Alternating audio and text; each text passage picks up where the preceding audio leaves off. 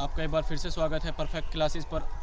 आज की इस वीडियो में हम बात करेंगे पानीपत के युद्ध के बारे में। पानीपत की जो तीसरी लड़ाई थी वो किस किस के बीच में लड़ी गई और कब लड़ी गई और इस लड़ाई के परिणाम क्या हुए और अंत में किसकी हार हुई थी और किसकी जीत हुई थी। तो आइए शुरू करते हैं पानीपत की तीसरी लड़ाई के बारे में। पानीपत की तीसरी लड़ाई क्या थी? तो पानीपत की जो तीसरी लड़ाई थी वो पानीपत के अंदर ही लड़ी गई थी। हरियाणा के अंदर पानीपत नामक ज़िले के अंदर इस ऐतिहासिक लड़ाई को लड़ा गया था। इससे पहले भी भारत के अंदर पानीपत के मैदान पर ही दो और लड़ाई लड़ी जा चुकी थी और उन दोनों लड़ाइयों में जो मुग़ल एम्परर थे, मुग़ल जो साम्राज्य था, उनका वर्चस्व बरकरार रहा। लेकिन तीसरी लड़ाई में जब मुग़लों की ताकत ख़त्म हो गई तो तीसरी लड़ाई में एक तरफ मुग़लों को हराने वाले मराठा थे तो वहीं दूसरी तरफ अफ़गान शासक अहमद शाह अब्दाली मैदान पर थे और अहमद शाह अब्दाली का मुकाबला मराठों से होने वाला था। एक तरफ जहां मराठाओं में सदाशिवराव भाऊ तो वहीं दूसरी तरफ अहमद शाह अब्दाली थे।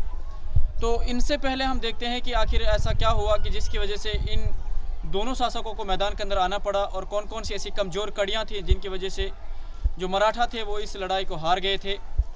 तो सबसे पहले अगर हम बात करें तो सरदार जो मराठाओं का सरदार था वो सरदार पेशवा और बहुत सारे जो मराठा शासक थे, बाजीराव की बात करें, हम सदाशिवराव भाऊ की बात करें, तो सारे बहुत ताकतवर व्यक्ति थे जिन्होंने बहुत लंबे समय तक लड़ाई लड़ी और अपने वर्चस्व को बरकरार रखा।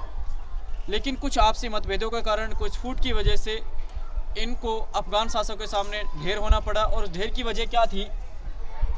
तो हुआ क्या था, अहमद शाह अब्दाली ने 1756 में भारत के अंदर कश्मीर, पंजाब और सिंध के इलाके के ऊपर कब्ज़ा करके भारत के ऊपर अपना वर्चस्व स्थापित किया था। और 1757 में इन्होंने अपने बेटे तैमूर शाह को अपना वंशज यहाँ पर घोषित करके अपना उत्तराधिकारी बनाकर ये वापस अफ़गान लौट गया था। और 1758 में एक बार फिर से मराठाओं ने तैमूर शाह के ऊपर आक्रमण किया और तैमूर शाह को यहाँ से भागना पड़ा। तो जब इस बात के बारे में अहमद शाह अब्दाली को पता लगा कि तैमूर शाह के साथ ऐसा हुआ है तो वो अपनी भारी भरकम सेना के साथ भारत के अंदर आता है और जो सरदार पेशवा है उसके साथ लड़ाई लड़ता है और उसको लड़ाई के अंदर दत्ता जी को 1760 में वो मार देता है। और दत्ता जी की मरने की वजह से मराठाओं के अंदर खलबली मच जाती है और मराठा दत्ता जी की मौत का बदला लेने के लिए पूरी तरह से बेकाबू हैं और वो पूरी तरह से चाहते हैं कि इसकी मौत का बदला लिया जाए। और उस बदले के लिए उन्होंने उस लड़ाई को लड़ा जिसको पानीपत की तीसरी लड़ाई कहा जाता है। तो हुआ क्या, जब सदाशिवराव भाऊ और अहमद शाह अब्दाली मैदान के अंदर मौजूद थे तो इनके पास बहुत बड़ी बड़ी सेनाएं मौजूद थी। एक तरफ जहां मराठाओं के साथ इब्राहिम गर्दी थे, इब्राहिम गर्दी की बहुत बड़ी सेना थी और ख़ुद मराठाओं की अपने पास बहुत बड़ी सेना थी। मराठाओं के पास 15,000 पैदल सैनिक थे, 55,000 घोड़े सैनिक थे, 200 तोप थी और उधर इब्राहिम गर्दी था, उसके पास भी अपनी बहुत बड़ी सेना थी। तो वहीं दूसरी तरफ अगर हम अफ़गान की बात करें, अफ़गान शासक अहमद शाह अब्दाली की बात करें तो यहाँ पर 38,000 इसके पास पैदल सैनिक थे, 42,000 इसके पास घोड़े थे और 80 तोप थी। यानी अगर हम बात करें हथियारों के मामले में तो अहमद शाह अब्दाली मराठाओं से बहुत पीछे थे, लेकिन हिम्मत थी उसके अंदर, बड़ा दिलेर था अहमद शाह अब्दाली। तो जब ये 14 जनवरी 1761 के अंदर ये लड़ाई 14 जनवरी 1761 को पानीपत के मैदान के अंदर जब हुई तो सुबह 9 बजे का वक्त था। सुबह 9 बजे से लेकर दोपहर तक 2 बजे तक लगभग 8,000 सैनिक मर चुके थे। तो बाजी कभी अफ़गान शासक की तरफ हो जाती थी, कभी बाजी मराठा शासक की तरफ हो जाती थी। यही उथल पुथल चलती रही और अचानक से यहाँ पर होता क्या है, एक मराठा जो सेनापति होता है उसको एक गोली लग जाती है और गोली के दौरान उसकी मृत्यु हो जाती है। और उसको देखने के लिए, उसको मरे हुए को देखने के लिए जब सदाशिवराव भाऊ जब उसको देखने के लिए उतर कर जाते हैं तो वहाँ पर जो उसके सैनिक होते हैं, जो उसके घोड़े वाले सैनिक हैं, जो उसके पैदल सैनिक हैं, तो उन्होंने समझा कि जो सदाशिवराव भाऊ है वो मर चुके हैं, उसको पकड़ लिया गया है। तो मराठाओं की सेना के अंदर पूरी तरह से खलबली मच जाती है और खलबली के दौरान मराठा सेना वहां से भागना शुरू हो जाती है।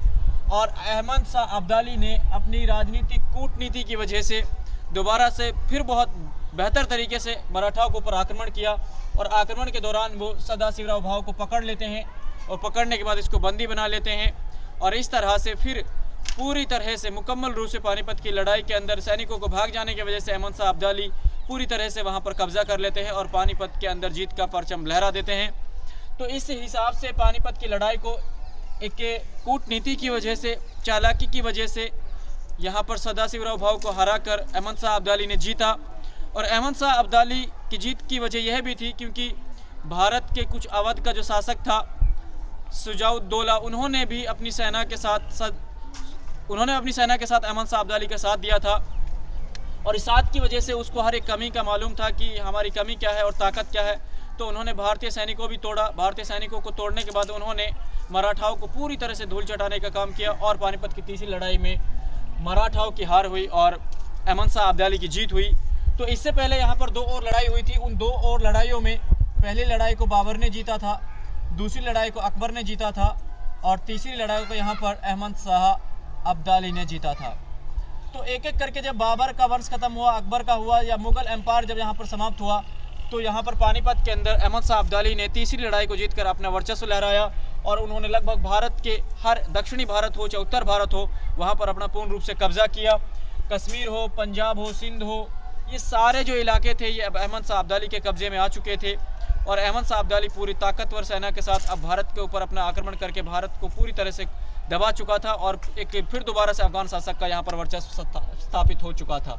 तो ये थी पानीपत की तीसरी लड़ाई, जिस लड़ाई के अंदर मराठाओं की हार हुई और अहमद शाह अब्दाली की जीत हुई थी और इस लड़ाई ने भारत के पूरे इतिहास को बदल दिया था। शुक्रिया।